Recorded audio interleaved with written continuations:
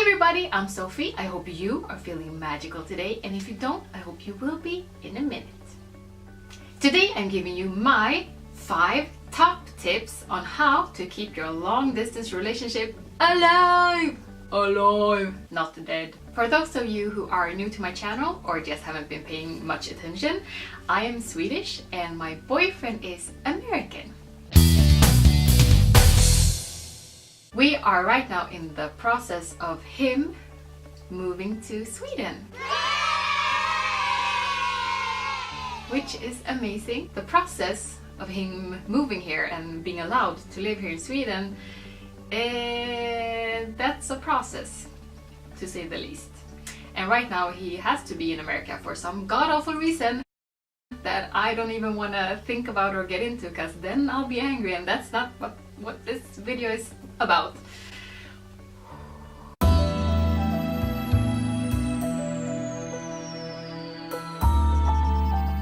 So yes, this video is about how we are coping with this long distance relationship. Tip number 1. I feel like it's very easy to get caught up in the small details and the difficulties and struggles, so I just constantly remind myself that the whole reason for this process and the long distance is because I found the most wonderful person that I want to be with, and that is just so amazing. Like, just reminding myself that out of everyone in this big crazy world, I found the one for me, the one that I'm supposed to be with, and it's so worth it. It's so worth it. Of course, if we hadn't found each other, then we wouldn't have to deal with all this long distance nonsense, but then we wouldn't have found each other. So it's like, well, yeah, of course. I'm not saying it's not hard, but I'm saying it's so worth it. So worth it. Tip number 2 is to plan for the future. Like, I am a person who loves to daydream. I spend like the majority of my time daydreaming about the future, about dreams I have, fantasies, and to plan with your partner and to talk about things doesn't mean that you have to like make plans like this has to happen, but just to like dream with your partner. Think about like, oh, when we get together we're gonna do this, we're gonna do that, like, yeah, like just keeping a focus on what lies ahead and not to get too depressed that you're apart from each other, because yeah, it's hard and it sucks, but to not get too caught up in it, but just like visualize, imagine the future, imagine you're being together, hugging, going for walks, having dinner together, like all those things that you miss so much when you're apart, but just keeping the focus, like this is gonna happen, it's just a matter of time, it's like close in the future, just a matter of time, it's coming closer and closer. Tip number 3, communication, which is of course the key in any relationship that we all know, but we all can work on getting better at, right?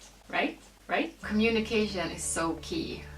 We text, like chat or talk on the phone every single day, like multiple times a day, and I mean that might not work for everyone because of time differences and your work and whatnot, but try to have some type of communication every day. It can just be a message before you go to bed. Like, we usually tell each other about how our day has been or what we're looking forward to, because I mean our time differences is crazy. Like, I'm in Sweden, Stockholm right now, and he is in Texas right now. Yeah, it's been like back and forth between California and Texas, so that's quite a big time difference, but you know, we make it work. I feel like the daily communication is so important to feel connected and to feel like, I love to know just like the most mundane things, like what he's eating, or like if he saw a cute puppy in the park, like just those typical, very normal things that makes me feel like I'm connected still, that I know what's going on, that he's not so far away and I don't know anything what's going on, and you know, which brings me to my 4th tip.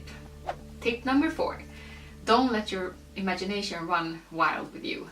Don't let your imagination go crazy. And I mean, I don't know if this, I'm sure it doesn't only apply to me, but I know for a fact that my imagination is crazy. Like, I have a very good imagination, and sometimes a lot of a lot of the time it's for good, because it's fun to have a crazy storyline in your head going on all the time. But it can also get a bit weird and dark if I let it. So I don't let it. Like if I think too much of, who is he seeing over there? And like, oh, like, just starting to imagine. Yeah, like I won't even go there right now because brain be crazy.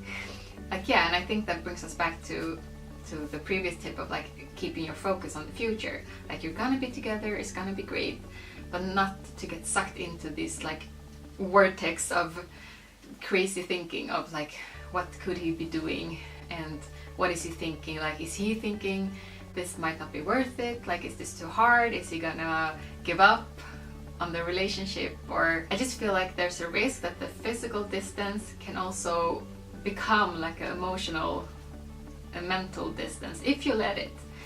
So don't let it.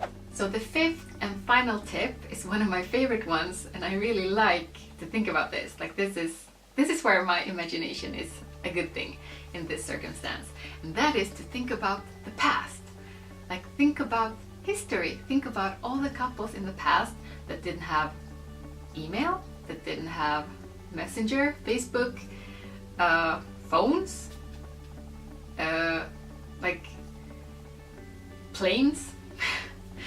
Like imagine all the couples all throughout history that had to like write letters, send it through the mail, waiting and hoping that the mail would arrive to the right location and that your person still was at the location at the time, and then just like waiting and waiting to get a response. And yeah, that was some great patience. Or I mean, seeing each other. Like imagine if I would have to go, like, let's say by boat to America.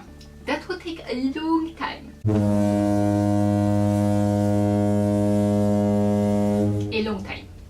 And I mean, yeah, probably we would only do that trip once, and there were other things that were cool about the past.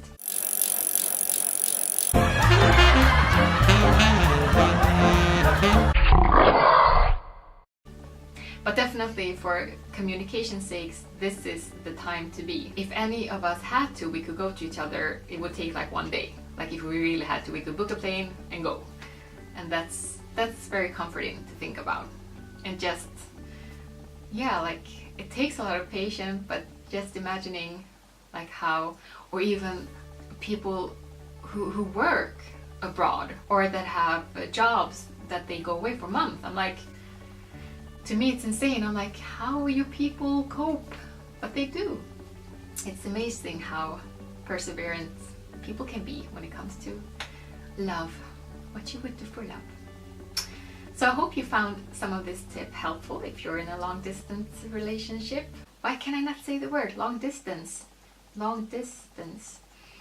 So I hope you liked my tips and found some of them helpful if you're in a long distance relationship. And if you have any tips for me, I can always use more. So please leave them in the comments below. And yeah. Now go out into the world and spread your own kind of magic. Now go be awesome.